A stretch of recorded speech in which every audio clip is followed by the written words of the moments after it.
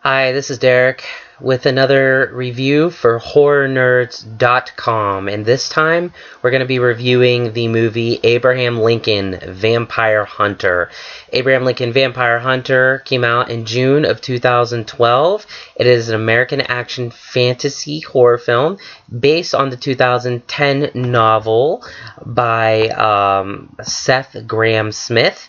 This movie was directed by Timur Bekmambetov and also produced by the guy that just I mentioned, as well as another guy you might know, Tim Burton. He's responsible for, I don't know, a bunch of movies that you may or may not have seen. But it also stars in the titular role of Abraham Lincoln, Benjamin Walker, who I think for the most part does a fine job given what he was handed in the script.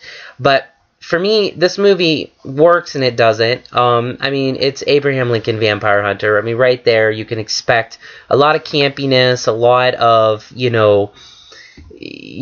can't go into it expecting a serious film, and I think that's where this film sort of falls short, is the fact that it does try to spin serious, and it weaves historical facts around Abraham Lincoln's presidency, such as, what happens with the Civil War, vampires being a part of that.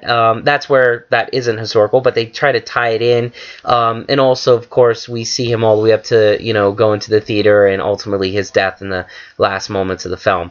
I think that that won't ruin anything. I mean, we all know Abraham dies, but what's interesting is that, Abraham Lincoln as a, like a closet vampire hunter, I have to admit, I was a bit happy with this idea. I think it was cool. I admittedly haven't read the novel by Seth Grahame, although it has gotten enormous praise, so much that Hollywood came into quite the bidding war just to get the rights to produce this movie, and many companies definitely wanted it for distribution. Of course, Fox won in the end, but at the same time, the movie works and it doesn't. I'll give you 3 reasons why it doesn't work. 1, I mean, too much Matrix. I mean, Abraham Lincoln as Neo, come on, we can do without the slow motion. That was very, Matrix circa 1999. Anytime I see slow motion in films these days, it sort of just makes me cringe. Although I'm not saying it can't be used to good effect, it's just not in this. Number 2, you had another movie come out this year, also about Lincoln, a much more serious study, by a guy, that we all know named Steven Spielberg. So much it did in the box office in terms of gaining praise and acclaim from everybody that it's nominated now for Best Oscar Movie as well as Best Director for Steven Spielberg, and Best Actor with Daniel Day-Lewis. Now, Walker isn't no Daniel Day-Lewis, but, again, I think he did a good job, but again, when you have a movie that is that serious about Lincoln coming out the same year you're putting out this campy stuff, you're already asking to just have those comparisons be made unconsciously for anyone that watches movies, and unfortunately I had to make that comparison, and this movie becomes all the more sillier as a result. The third reason, and perhaps the worst offending, is that, when you make a movie like this, it's going to hinge a lot on gore, on, the fact that, we're killing vampires. What stereotypes do we draw from everything we know about vampires that have been written and produced as movies, forever?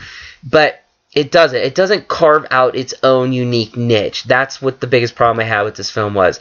This could have been a nice, campy, fun tribute to movies and our presidents, such as like Evil Dead. But when you take one of the most beloved presidents in the history of the United States and somebody who did meet a horrible end, somebody who should have lived on, and, obviously we celebrate him in all kinds of ways, from our coinage to, monuments in D.C., you can't put him in a movie like this and expect it to work unless you kind of have that sort of like, we know it's a joke and we're just going to go with it sort of feel. But, between all the serious stuff about the Civil War that was in this movie, it just strayed so far away from the fun aspect of this. And, you didn't have to do that. I mean, I think ultimately, why even have Abraham Lincoln be the person? Why not make a fake president and, have him be the vampire killer? This way you could completely carve out your own niche.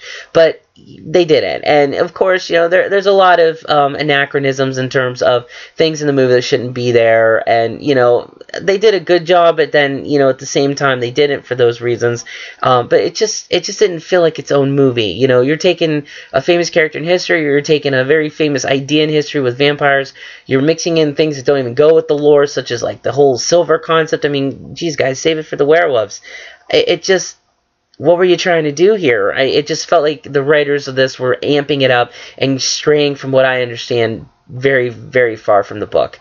There's so much more I could say on it, but I'm out of time. I just wanted to just say, go watch this movie if you ain't got nothing else to do. If you need a fun kind of B-ish film, to check out, but it's not an essential watch by any means. I will say, Benjamin Walker did a great job. It would be worth it just to see his performance alone. He is somewhat convincing as Abraham, but at the same time, it is what it is. This has been another review by Derek for HorrorNerds.com. We'll be seeing you soon. Thanks.